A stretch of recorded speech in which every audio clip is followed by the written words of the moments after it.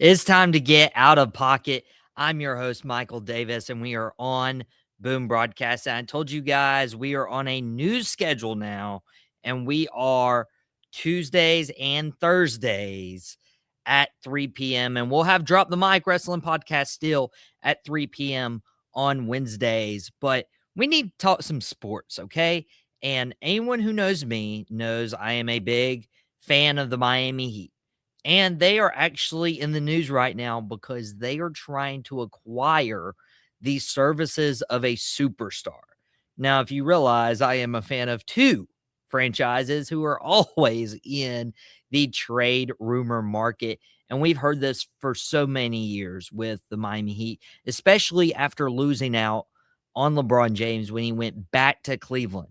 We made the deadline deal for Goran Dragic, who was very helpful for Miami, didn't bring the same amount of success, obviously, as LeBron did.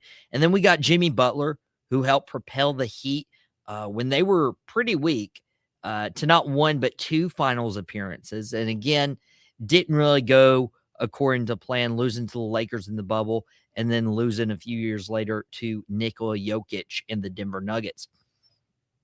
Pat Riley realizes the Miami Heat need a star. They need a new star.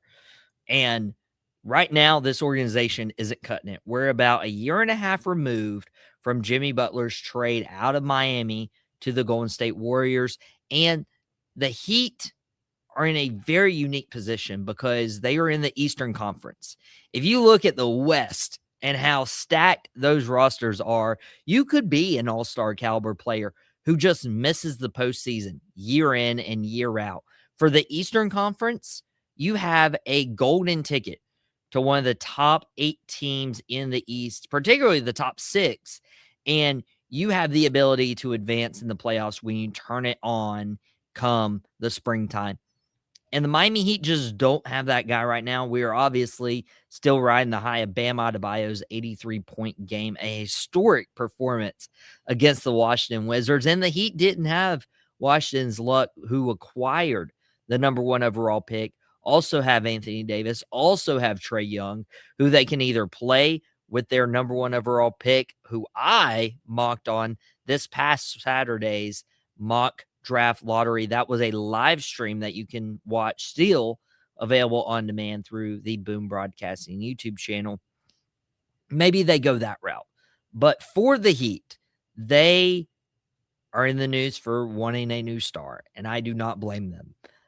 When you have Bam Adebayo, you need to capitalize on his leadership, his locker room mentality, but his performance defensively and in spurts like we saw in the Wizards game offensively as well.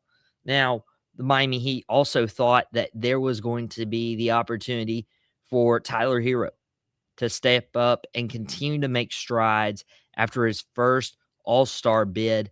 And this year, it didn't work out for him. As a matter of fact, the Miami Heat were very disappointed in Tyler Herro, and it is very well known that they're likely going to move on from Tyler Herro. Tyler Herro played in the least amount of games in his career with 33 games. He started in 28 of those, and the Heat went out of their way to acquire Norman Powell for a pretty good deal at the time, and we wanted to see Herro and Powell together working offensively. And the Heat, especially early on in the year, were an offensive juggernaut without Tyler Herro. And with Herro being in out of the lineup, he just wasn't reliable. And so we are coming towards a divorce for Tyler Herro. And what that also entails is the Miami Heat have a young player who made an all-star game a couple years ago and just wasn't healthy this year. And so he actually does have some trade market value when it comes to what the Heat will want to get. And we kept Herro in favor of Damian Lillard, who was in the Portland Trailblazers trade rumors a few years ago. And obviously, Lillard went to Milwaukee to team with a guy who is in the rumors for the next Miami Heat superstar. And so I've been researching what this team needs. Because let's get honest. This current core isn't cutting it. I mean, you have Tyler Herro and Bam Adebayo, who have been the nucleus for this team. We've seen Jimmy Butler come and go. We've seen Duncan Robinson come and go. But Herro and Bam is not enough to get this team to the next level. As a matter of fact, we're probably moving on from Tyler Herro. So who do you pair with Bam Adebayo? Because you're not going to get rid of the guy who represents your locker room. That's nothing that Pat Riley's ever been about. And you're going to have somebody who can play the center and at worst play the power forward position if called upon. And Bam Adebayo is going to get it done. And so who do you pair with Bam Adebayo to challenge in the East? Because right now we have the Cleveland Cavaliers and the New York Knicks in the Eastern Conference Finals. That is a good thing and a bad thing for the Miami Heat. And I'll explain why it's a bad thing. But the good reason is you can very well compete in the East next year. I thought the Boston Celtics were a shoo-in, and that didn't transpire. They're out sitting at home watching these playoffs. And I don't think that'll be the same situation if you get the right star in Miami next year with Bam Adebayo. Once you get to the NBA Finals, playing like a team like the Spurs or a team like the Thunder, that's another ball game. But to compete in the East, you need at least one trustworthy, reliable star to pair with Bam Adebayo. And so I went on Bleacher Report, and there are two rumored trades that we are going to evaluate today on the show. Now, I will go ahead and say both of these deals do include Tyler Herro. He's almost automatically in these deals after the worst year of his career, especially availability-wise. So Tyler Herro's time is coming to an end here in Miami, especially if they are trying to get a superstar to pair with Bam, who they believe will be a better fit and more reliable. But with that, you're not going to trade Bam Adebayo. Pat Riley's been on record of saying that anybody and everybody is available, even though I don't believe that's the right strategy. And I'll explain why as I go through these mock trades that Bleacher Report put out.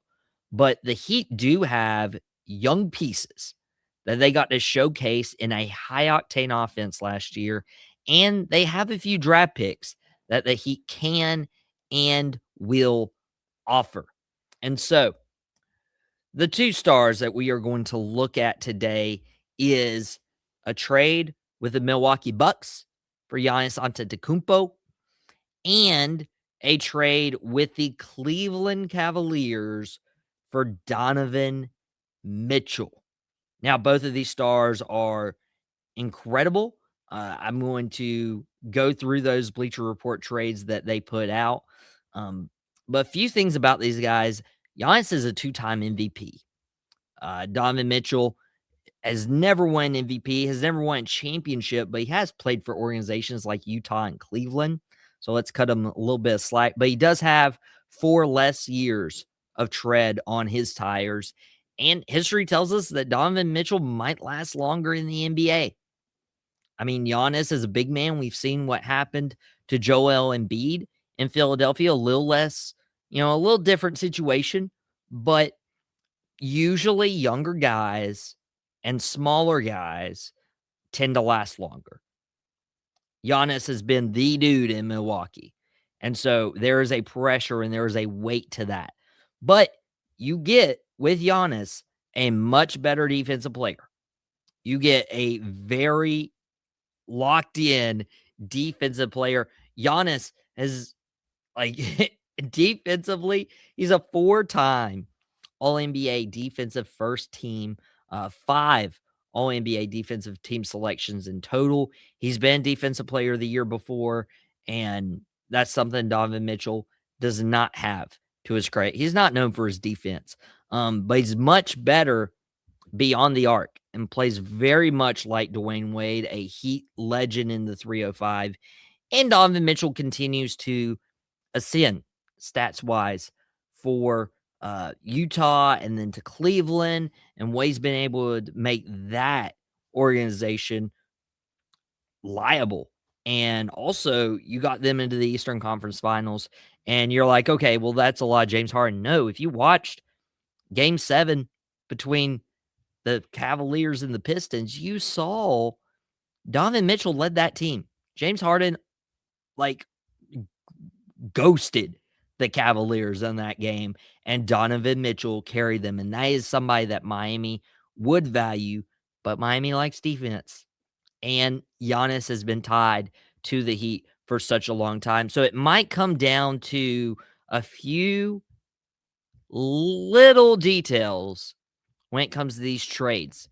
And so the first one we are going to look at is the Miami Heat making a deal with the Milwaukee Bucks. And this is a mock trade from Bleacher Report. As I mentioned, Tyler Herro is going to Milwaukee.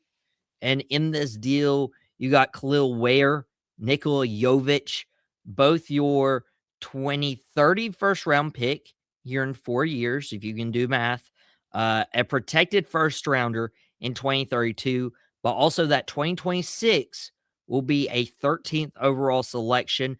Again, I did my mock lottery draft on this past Saturday, special live episode of Outta Pocket, where I told you even what Milwaukee was selecting at number 10. And then we throw in a second round pick. I believe in this mock trade, I didn't have it on the screen, but Miami did get Giannis. And we also got a small trade exception because Giannis is not cheap. Okay. Giannis is not cheap. And let's be honest, the only good reason for Miami to sign Jovic to that extension last offseason is because he can be used in a trade like this. That is a player I'm okay departing with. Nikola Jovic hasn't really succeeded or thrived himself. Last year, 47 games played, one start, averaging about 17 minutes and 7.3 points. Nikola Jovic shooting about 36% from the floor and about 27% from three. Jovic was a bad contract, not as bad as Terry Rozier, but I am totally okay with the Miami Heat departing from Nikola Jovic because it's not Nikola Jokic. That's not the Joker. And you're a joke if you think one letter makes Nikola Jovic a valuable piece for this Heat organization. But if you include him in a trade and get him off the books, more power to you. What I am worried about is giving up Khalil Ware. Ware did tremendous this past year. I really like the development of Ware in this Heat offense because he, in 2 years, he's averaged about 22 minutes a game, the same as last year, 54% career field goal percentage, 37% from three, 8.3 rebounds for his career, a block a game. And he showed last year in spurts that he can be very, very valuable to this offense, to this team, to this young core. And I really do enjoy watching Ware. Played in 77 games, 34 starts. One thing that's been hard for Miami to get is two big men. Can you win with two big men in this era of the NBA? I believe you can if you get the right people because Ware and Adebayo can both stretch the floor, can both defend. Obviously, Bam's a lot better defensively because he's been in the league so much longer. But Ware, I'm seeing strides. When you put him out on the floor, he is developing. If honestly, if this trade goes through, what makes this worth it is a championship. Because I believe that if Hero stayed healthy, he can be, a second best player on any NBA team. If he stays motivated and stays healthy, he can be a second option on an NBA team, especially bucket-wise. Where in his development, he can get right there. And if he goes to Milwaukee, he's going to be the starter, and he's going to get a lot of playing time. So you automatically put Ware in a position to succeed. A couple things about these draft picks. I'm okay giving up a 2026 first round pick. As deep as this class is, I'm okay if you are like, hey, got Giannis out of it. Later on, if we get Donovan Mitchell out of it, I don't know if I'm okay giving up a 26 and a 2030 first round pick.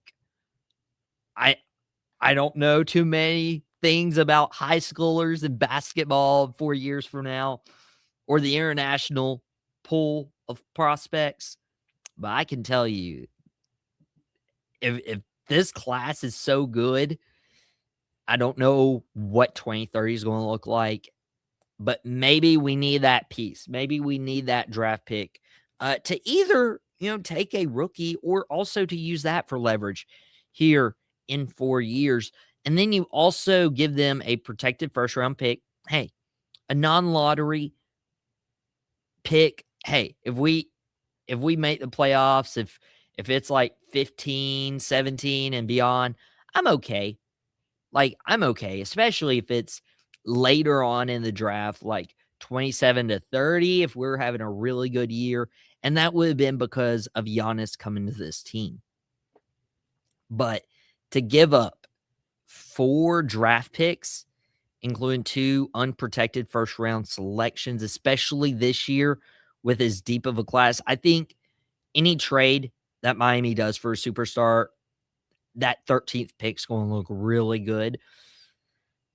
But you get rid of Jovic in salary, you get rid of Herro and you reset, and then you get Giannis again, a trustworthy defensive player who can be a top 5, top 10 player in the league. And that in the Eastern Conference alone should get you to, at the very least, the Eastern Conference Finals and maybe to the NBA Finals. And that lineup, if this trade were to go through, that lineup, I could project Davion Mitchell at the point.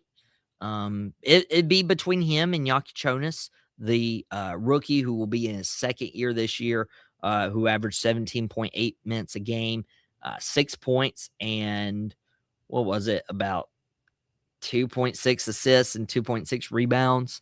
So 6, 2, and 2, quite frankly, for Jonas. Could have Davion Mitchell, I would believe, is the starter in that situation.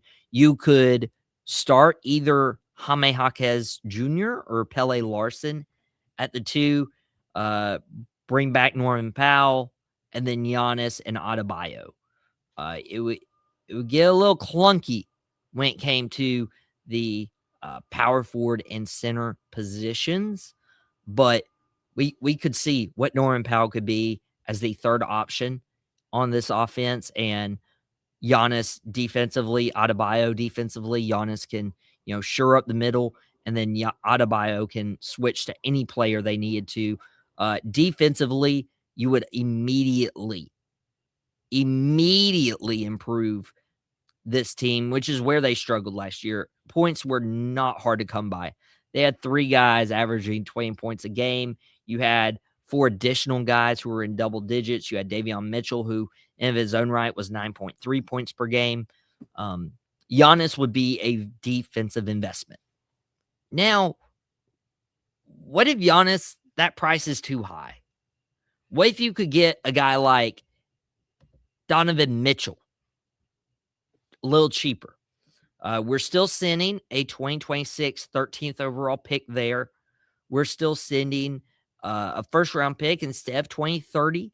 It would be 2032, and you would be sending Tyler Herro again. I mentioned that at the top of the show. Herro is almost a guarantee in any deal for a superstar. It's the time's come for that era to end. But instead of giving up Jovic and Ware, this mock gives up Jonas, the guy who I said could potentially start next year if he continued to make strides, and Jaime Jaquez Jr. I want to keep Khalil Ware. I really do. He stays in this deal to where he remains with Miami if they were to get Donovan Mitchell. And I'm totally fine. Jovic, please leave. Jonas, again, could be a starter, but he hasn't captured or enamored the Heat fan base enough to be like, wow, we missed a good one. Because he's a project. He was a developmental guy. He was a first-round pick. But everybody was like, hey, could he fit into this new high-octane offense Spo's trying? Can he develop? There's areas he does need to develop. But overall, I'm okay leaving him. The tough departure here, other than that 13th overall pick, which again is in both deals, is Jaime Jaquez Jr. He's tough to depart from. 75 games played, averaging 28 minutes a night, 15 points a game, 4.8 rebounds, 2.7 assists, 1.1 steals, a block a game. Jaime Jaquez Jr., Triple J, was phenomenal. And the only reason I didn't have him starting in that Giannis trade where we get him from the Bucks is because Jaquez is a great sixth man of the year candidate. He was robbed. He should have been sixth man of the year this season. What he was able to do, the strides he makes, not only offensively, but he is scrappy. If you remember who I selected for the Heat in that mock lottery episode of Outta Pocket that's available on demand through the Boom Broadcasting YouTube channel, you remember the guy I picked, and the reason why was he's competitive and scrappy and will challenge you, and that is Jaquez. Jaquez Jr. is the type of guy that fits the Heat culture so well. I mean, and Ware, I believe, has a higher ceiling. Ware has the talent, but Jaquez has the character. It'd be a tough departure for Jaime Jaquez to go to Cleveland, and it would be tough. It would be really, really tough. And this lineup would suggest that it'd be Davion Mitchell, Donovan Mitchell. So you got to make sure you don't get confused between your Davion and your Donovan. You got Norman Powell if he comes back. And then I would insert Khalil Ware and Bam Adebayo in this lineup because we saw what they did on the floor together. And that's another reason I do not want to depart from Ware and Adebayo, because when they were on the floor together, this was a very, very effective duo. And so it would be easier. It would be easier to give up 2 picks instead of 4 in the Giannis deal. But here's the bigger question is this even a possibility for the Miami Heat? The biggest losers a couple nights ago wasn't the Detroit Pistons, who lost Game 7 on Sunday night in your home court as a 1 seed. The biggest loser was the Miami Heat. The Cavaliers go out of their way and get James Harden, and they pair him with Donovan Mitchell,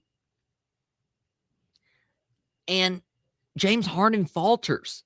If Donovan Mitchell couldn't uplift the Cavaliers enough alongside Evan Mobley and Jarrett Allen, the real core of the Cavaliers, the Cavs are out. Donovan Mitchell realizes, hey, we've had 2 strong regular seasons. You give me James Harden, who's going to be a ball hog and throw the game away? Give me something else or I want out. And this is where Miami could swoop in with their Heat culture. Donovan Mitchell seeing that the Cavs aren't serious about winning by bringing in James Harden. And we could seriously be talking about this. And then the Miami Heat would be able to play Cleveland. They'd be able to play Milwaukee and say, hey, if you want Herro, if you want these first round picks, if you want a young star, if you want a good rotational piece, you're going to have to sweeten this deal because, hey, we got this other team who's willing to offer us a really good all-star who can elevate our team just as much. So I'm very upset, and every Heat fan should be, that the Cavaliers advance. Yes, you want to see if the Heat do pull off a Donovan Mitchell trade. Hey, that Game 7 performance looks really good. You get that on your team. But now the Cavs are going into the Eastern Conference Finals. If they don't get swept, or if the Knicks don't blow them out or make this a very one-sided affair, Donovan Mitchell could be very content running it back in Cleveland if they make the NBA Finals, or if they're one game away from the NBA Finals.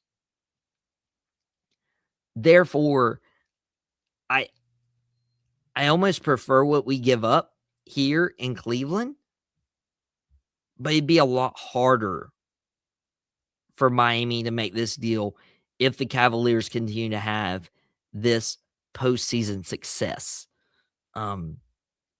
It's just it's not going to be that great. Let's just go ahead and say that. So what do you have to take away from evaluating these trades? This Donovan Mitchell trade may or may not happen based on the postseason success. Miami would obviously be giving up more to acquire Giannis, 4 years older, but a better defensive player, than they would be Donovan Mitchell, who's 4 years less time in the league and plays very much like Dwayne Wade. Can you run that style back? Can Dwayne Wade come back and mentor Donovan Mitchell? These are all things you would have to consider. And then you have to think about these prospects. Do you value Khalil Ware and his higher ceiling, pairing him with Bam Adebayo, or do you prefer Jaime Jaquez Jr. and his character and his will to win and scrap and claw and fight and scratch for everything he gets? Because Jaquez should have been Sixth Man of the Year, and you couldn't say that about Ware last year.